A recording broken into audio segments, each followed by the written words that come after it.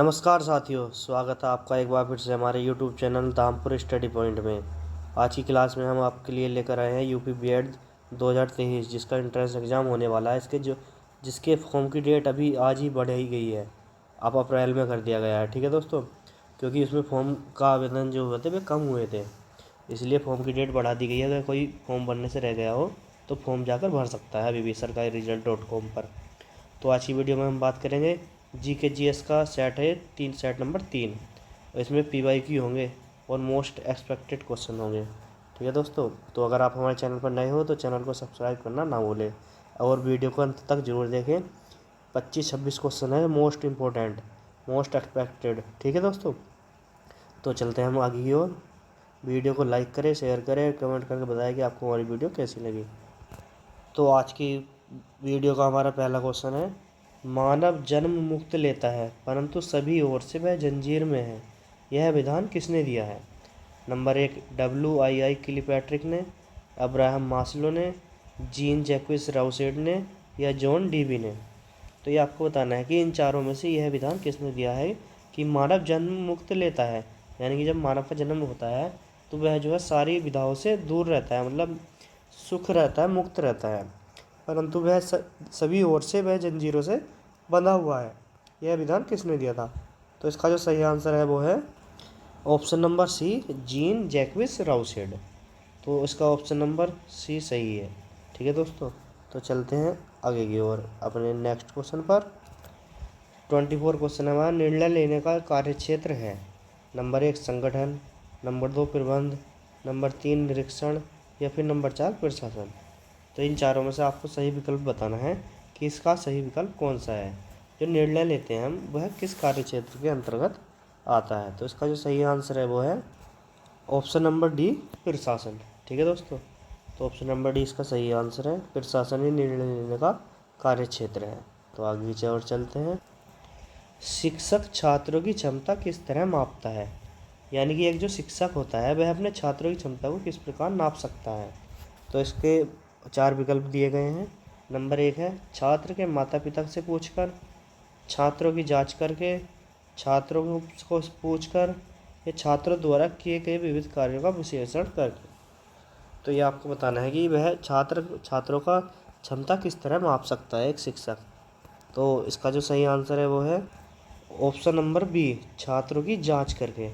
छात्रों के बारे में जांच करेगा कि वह किस प्रकार से भी कार्य कर रहा है, किस तरह से पढ़ाई कर रहा है, वह उससे कुछ सीख पा रहा है या नहीं। तो इसलिए वह छात्रों की क्षमता को इस तरह से माप सकता है। तो चलते हैं अगले क्वेश्चन पर। छात्रों को विज्ञान विषय कैसे सिखाना चाहिए? और ये क्वेश्चन क्यों आया है? क्योंकि आप बीएड करने के बाद फिर CTET या UP-TET क्लियर करेंगे, उसके बाद सुपर टेट होगा यूपी की वैकेंसी के लिए, और केंद्र की वैकेंसी के लिए होता है KBS, और दिल्ली के लिए होता है DSSB, और राजस्थान में होता है रीट। ठीक है दोस्तों, तो आप एक शिक्षक बनेंगे बीएड की पढ़ाई करके, तो इसलिए वह पूछना चाह रहा है कि आप कैसे उसका प्रयोग करेंगे। नंबर 1 जो है इसका प्रयोग दिखाकर, प्रश्न उत्तर देके, या रुचिकर तरीके से, या छात्रों द्वारा प्रयोग करवाकर। तो छात्रों को विज्ञान विषय कैसे सिखाना चाहिए, आप टीचर के तौर पर कैसे सिखाएंगे, या आप अपना ऑप्शन लगा सकते हैं। तो इसका जो सही आंसर है वो है ऑप्शन नंबर डी, छात्रों द्वारा प्रयोग कराकर। इसमें जो सही आंसर होते हैं वो सही आंसर वे होते हैं जिसमें बच्चा 100% एक्टिव हो, यानी कि मोस्टली बच्चा एक्टिव होना चाहिए, शिक्षक ज़्यादा एक्टिव नहीं होना चाहिए। उसमें बच्चा जिसमें एक्टिव होगा वही उसका सही आंसर होगा। 90% चांस में यही होता है। ठीक है दोस्तों, तो चलते हैं अगले क्वेश्चन पर। सारे क्वेश्चन वही हैं टीचर के वाले, कि जो टीचर के काम आते हैं। तो ये 27वां क्वेश्चन है, विद्यार्थियों को सही उपयुक्त ज्ञान कैसे दिया जाता है? कि आप जब शिक्षक बनेंगे तो बच्चों को कैसे ज्ञान देंगे? नंबर 1 पाठ को समझाकर, नंबर 2 पाठ को याद करके, नंबर 3 रुचिकर तरीके से शिक्षण कैसे सिखाना है, या फिर विद्यार्थियों का स्व अध्ययन द्वारा। तो इसका जो सही आंसर है वो है ऑप्शन नंबर डी, विद्यार्थियों का स्व अध्ययन द्वारा। यानी कि इसमें भी क्या है, बच्चा ही एक्टिव है, स्टूडेंट जो है वो एक्टिव है, तो आंसर वही ठीक होगा। चलते हैं अगले क्वेश्चन पर। भाषा का व्यावहारिक ज्ञान सिखाया जाता है। नंबर 1 भाषा प्रयोगशाला में, स्कूल में, भाषा सूचना में, भाषा शिक्षण में। तो भाषा का जो व्यवहारिक ज्ञान कैसे सिखाया जाता है बच्चों को, तो इसका जो सही आंसर है वो है भाषा प्रयोगशाला में ले जाकर। ठीक है दोस्तों, तो इसका सही आंसर है भाषा प्रयोगशाला में ले जाकर भाषा का व्यवहारिक ज्ञान सिखाया जाता है। चलते हैं अपने अगले क्वेश्चन पर। ये क्वेश्चन अब जीके का आ गया है कि कुख्यात विश्वघाती मीर जाफर किस युद्ध से संबंधित है। यानी कि मीर जाफर जो था कि इसका संबंध किस युद्ध से था। नंबर 1 प्लासी का युद्ध जो कि 1757 ईस्वी में हुआ था। नंबर 2 बक्सर का युद्ध जो कि 1764 ईस्वी में हुआ था। और नंबर 3 है पानीपत का युद्ध जो कि 3 युद्ध हुए हैं। एक तो हुआ था 1526 में, सेकंड हुआ था 1556 में, और तीसरा जो हुआ था वो हुआ था 1761 में। ठीक है दोस्तों, और हल्दी घाटी का युद्ध। तो चारों में से सही आंसर आपको बताना है। ये आपको डेट याद रखनी है, ये बार बार एग्जाम में पूछी जाती है। ठीक है दोस्तों, पानीपत के 3 युद्ध हुए थे, 1526 में, 1556 में और 1761 में। बक्सर का युद्ध 1764 में हुआ था। प्लासी का युद्ध 1757 में हुआ था। तो इसका जो सही आंसर है वो है ऑप्शन नंबर है प्लासी का युद्ध जो कि 1757 में लॉर्ड क्लाइव के द्वारा मुगलों के साथ हुआ था। ठीक है, 1757 में क्लाइव था जो बंगाल का पहला गवर्नर था, उसके बीच में हुआ था ये और अंग्रेज़ों के बीच में। तो चलते हैं आगे की ओर। ताज़े जल की तुलना में समुद्री जल का हिमांक बिंदु होता है। तो ये आपको बताना है कि ताज़े जल की जो तुलना में समुद्री जल का हिमांक बिंदु ऊपर होता है नीचे होता है। इसके जो ऑप्शन है वो इस प्रकार है। जल के स्रोत वाले समुद्र पर निर्भर करता है, या उच्च होता है, या निम्न होता है, या फिर समान रहता है। तो इसका सही आंसर आपको बताना है। ठीक है दोस्तों, option number A B C D की कौन सा ऑप्शन है। तो इसका जो सही आंसर है वो है ऑप्शन नंबर सी, निम्न होता है। यानी कि ताज़े जल की तुलना में समुद्री जल का हिमांक बिंदु निम्न होता है। तो समुद्री जल का तो निम्न हो गया, और ताज़े जल का कैसा होगा, वो होगा उच्च। ठीक है दोस्तों, समुद्री जल का ये डाउन हो गया और जल का, ताज़े जल का उच्च। तो चलते हैं अगले क्वेश्चन पर। निम्नलिखित में से कौन मुक्त व्यापार को सबसे अच्छे से परिभाषित करता है। ऑप्शन नंबर ए, निर्यात और आयात पर कोई प्रतिबंध नहीं जब मुक्त होगा, निर्यात पर कोई शुल्क नहीं होगा, या आयातित सामान ड्यूटी फ्री बनाए जाते हैं, या आयात को हतोत्साहित किया जाता है। यानी कि अगर हम आयात को, जो हमारे देश में बाहर से कच्चा माल या पक्का माल आता है, उसको हतोत्साहित किया जाए तो उससे तो व्यापार मुक्त नहीं होगा। तो इसका जो सही आंसर है वो है ऑप्शन नंबर ए, निर्यात और आयात पर कोई प्रतिबंध नहीं हो जब मुक्त व्यापार को सबसे अच्छे से परिभाषित किया जा सकता है। तो चलते हैं आगे की और अगले क्वेश्चन पर। ये क्वेश्चन भी वही है कि जब आप टीचर हो और जो बच्चे हैं आपके द्वारा पढ़ाए जाते हैं, उनके एक अभिभावक आपसे विद्यालय में मिलने के लिए कभी नहीं आता है, तो आप क्या करेंगे। टीचर के तौर पर आप क्या करेंगे। नंबर 1, अभिभावक को लिखेंगे कि बच्चा क्यों नहीं आ रहा। नंबर 2, आप स्वयं उनसे मिलने जाएंगे, अभिभावक से मिलने, या फिर बच्चे को दंड देना शुरू करेंगे, या फिर बच्चे की उपेक्षा करेंगे। तो निगेटिव वर्डों को तो काट देना है। ठीक है दोस्तों, उपेक्षित तो कभी करना ही नहीं है।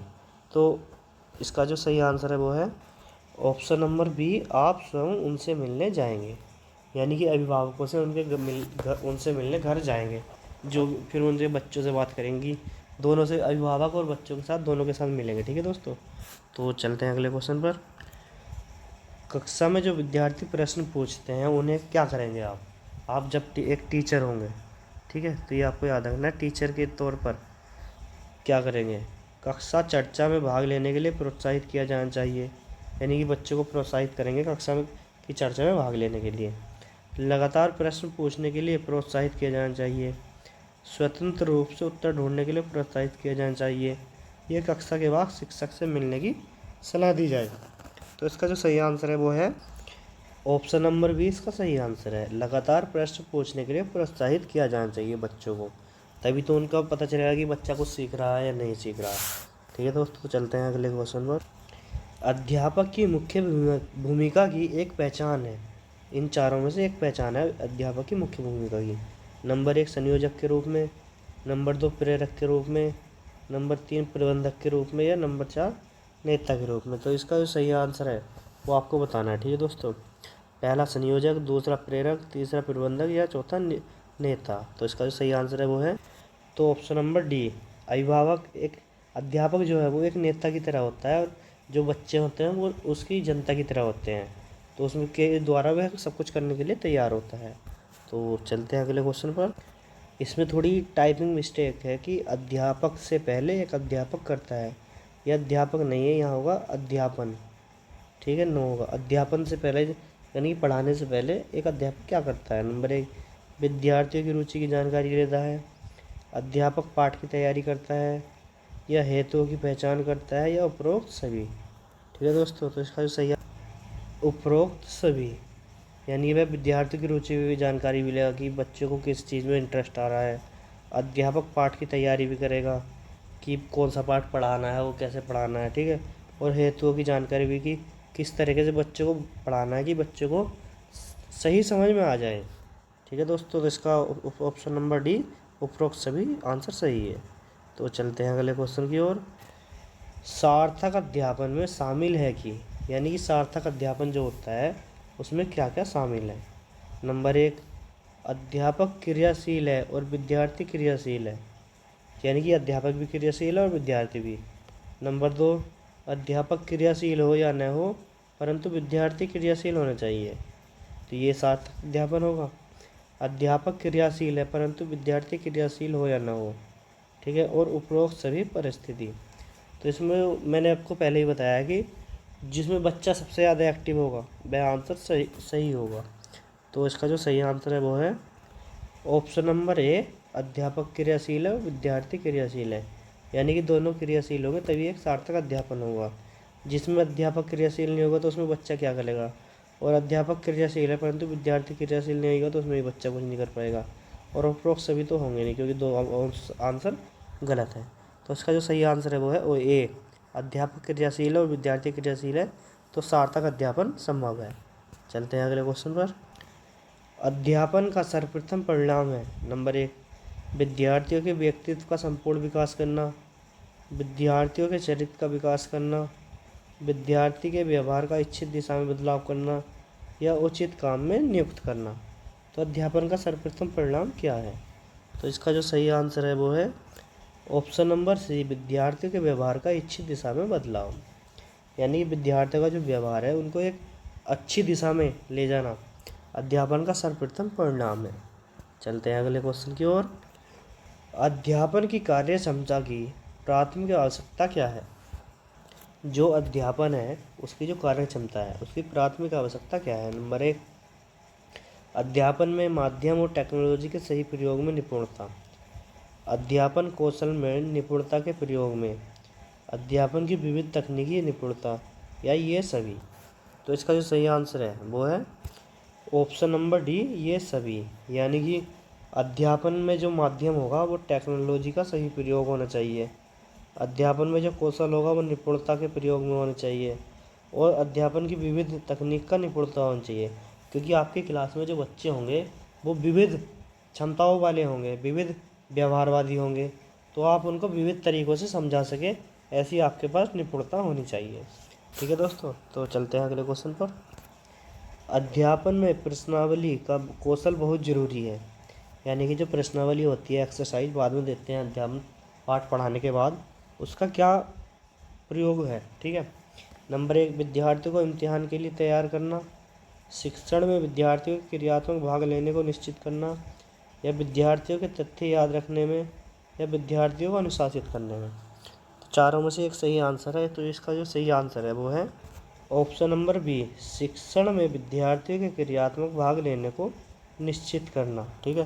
यानी कि बच्चे को एक्टिव करना है हमेशा, विद्यार्थी को अपना, आपका जो स्टूडेंट है उसको एक्टिव करना है, तभी वह ज़्यादा सीख सकता है। तो चलते हैं अगले क्वेश्चन पर।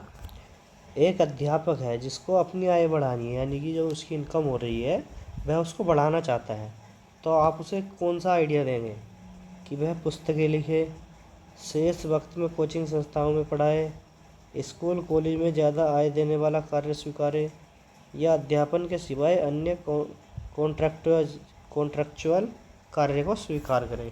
तो एक अध्यापक क्या करेगी, उसकी आय बढ़ जाए, आप उसको कौन सी राय देंगे। तो इसका जो सही आंसर है वो है ऑप्शन नंबर ए, पुस्तकें लिखने का। अगर वह पुस्तकें लिखेगा तो उसका ज्ञान भी बढ़ेगा और बच्चों तक बुक भी पहुंच जाएगी और जी पैसे भी, इनकम भी बढ़ जाएगी। तो चलते हैं आगे की ओर। एक प्रिंसिपल होने के नाते आप अपने सह अध्यापकों को प्रोत्साहित करेंगे। यानी कि आप एक प्रिंसिपल हैं और आपके साथ जो टीचर पढ़ाते हैं स्कूल में, कॉलेज में, आप उनको प्रोत्साहित कैसे करेंगे। नंबर एक, पिछड़े लोगों को ऊपर उठाने वाली समाज सेवा में भाग लेने को कहेंगे, या फिर भारत में और विदेशों में सेमिनार और कॉन्फ्रेंस में भाग लेने को कहेंगे, विषय के ज्ञान को बढ़ाने के लिए रिफ्रेशर कोर्स में भाग लेने के लिए कहेंगे, या फिर उपरोक्त सभी। तो इसका जो सही आंसर है वो है ऑप्शन नंबर डी, उपरोक्त सभी। पिछड़े लोगों को ऊपर उठाने वाली समाज सेवा में भाग लेने को कहेंगे, ठीक है, ये भी सही है। भारत और विदेशों में सेमिनार और कॉन्फ्रेंस में जब भाग लेंगे तो उन वे प्रोत्साहित होंगे। और विषय के ज्ञान को बढ़ाने के लिए रिफ्रेशर कोर्स, यानी कि जो भी नया ऐड हुआ है कोर्स में, उसको सीखने के लिए पर्याप्त समय का अभाव न हो, इसके लिए ध्यान रखेंगे तो एक शिक्षक प्रोत्साहित होगा। ठीक है दोस्तों, तो चलते हैं अगले क्वेश्चन पर। एक अध्यापक विद्यार्थियों में सामाजिक और नैतिक मूल्य को जगाएंगे। नंबर एक, टीवी कार्यक्रम दिखाकर।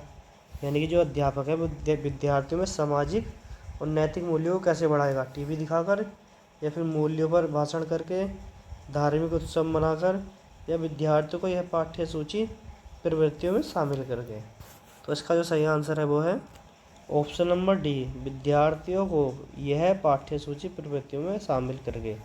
यानी कि जो इस पाठ्यक्रम है उसमें ये वाली सूची तैयार कर देंगे, यानी कि ऐड कर देंगे अपने पाठ्यक्रम में सामाजिक और नैतिक मूल्य।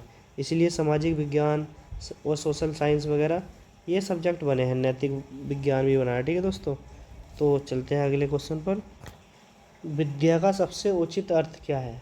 यानी कि जो आप विद्या ग्रहण करते हैं, शिक्षा ग्रहण करते हैं, उसका सबसे उचित अर्थ क्या है। नंबर एक, शिक्षण के लिए ग्रहण करते हैं, ज्ञान की जागृति करते हैं, बर्तन का बदलाव करते हैं, या व्यक्तिगत का समायोजन करते हैं। तो इसका जो सही आंसर है वो है बर्तन का बदलाव करने के लिए। यानी कि जैसे कोई बर्तन होता है उसको आप अच्छे रंग करके उसको आकर्षित बना देते हैं, उसके गुणों में परिवर्तन कर देते हैं। उसी प्रकार एक स्टूडेंट्स को जो कि खाली होता है उस ज्ञान से, तो विद्या के द्वारा उसे ज्ञान भरा जाता है और उसको आकर्षक और मनमोहक बनाया जाता है। ठीक है दोस्तों, एक अच्छा ज्ञान देकर। तो आगे की ओर चलते हैं अपना। इसका जो सही आंसर है ऑप्शन नंबर सी है। विद्यार्थियों की ज़रूरत और रुचि का अध्यापकों का ज्ञान जो विषय में समाविष्ट है वह क्या है। नंबर एक, शिक्षण का समाजशास्त्र है, शिक्षण की फिलोसफी है, शिक्षण की राजनीति है, या शिक्षण का मानसशास्त्र है। तो इसमें से चारों में से बताना है कि समाजशास्त्र, फिलोसफी, या राजनीति, या मानसशास्त्र है। तो इसका जो सही आंसर है वो है ऑप्शन नंबर डी, शिक्षण का मानसशास्त्र। विद्यार्थियों की ज़रूरत और रुचि का अध्यापकों का ज्ञान जो विषय में संविष्ट है वह है शिक्षण का मानसशास्त्र। चलते हैं अगले क्वेश्चन पर। क्वेश्चन नंबर 45, सत्तावादी स्तर पर तालीम है। यानी कि तालीम होता है ज्ञान। शिशु केंद्रित है, अध्यापक केंद्रित है, अनुभव केंद्रित है, या हेडमास्टर केंद्रित है। तो सत्तावादी स्तर पर तालीम जो है वो शिक्षा क्या है, उसका जो सही आंसर है वो है अध्यापक केंद्रित है। ठीक है दोस्तों, सत्तावादी स्तर पर अध्यापक केंद्रित है, लेकिन जो एक सही शिक्षा है वो होती है शिशु केंद्रित, यानी कि जिसको हम बाल केंद्रित भी बोलते हैं। ये आपको याद रखना है, हमेशा जो शिक्षा होनी चाहिए वो बाल केंद्रित होनी चाहिए। बच्चों की ज़रूरतों की इस ज़रूरतों को देखकर अब उसके पाठ्यक्रम का निर्माण होना चाहिए और उसकी एज के हिसाब से पाठ्यक्रम बनाया जाना चाहिए। ठीक है, कि बच्चा कैसे सीख सकता है, बच्चों को सिखाने के विभिन्न तरीके शिक्षक के पास होने चाहिए। चलते हैं आगे की ओर। तो दोस्तों आज की वीडियो में इतना ही था। अगर आप हमारे चैनल पर नए हो तो चैनल को सब्सक्राइब करना ना भूलें। चैनल का नाम है धामपुर स्टडी पॉइंट, ये वाला फ़ोटो लगा हुआ है। ठीक है दोस्तों, अगर आप स्टडी पॉइंट धामपुर के नाम से भी सर्च करेंगे तो ये यूट्यूब पर पहले ही पेज पर आ जाएगा सबसे ऊपर की ओर। इसमें कोई लिंक की ज़रूरत नहीं है। तो दोस्तों आपको जो भी मोबाइल मिले, आपके घर के, रिश्तेदारों के, दोस्तों के, आप उसमें यूट्यूब सर्च करके धामपुर स्टडी पॉइंट या तो माइक में बोल दीजिए या सर्च कर दीजिए, उसमें जो है ना आ जाएगा। ठीक है दोस्तों, पहले ही पेज पर स्टडी पॉइंट धामपुर या धामपुर स्टडी पॉइंट। तो हमारे चैनल को अधिक से अधिक सब्सक्राइब कराने की कोशिश करें और वीडियो को लाइक करें, शेयर करें और कमेंट कर बताएं कि आपको हमारी वीडियो कैसी लगी। तो दोस्तों आज की वीडियो में इतना ही था। जय हिंद, जय भारत, वंदे मातरम।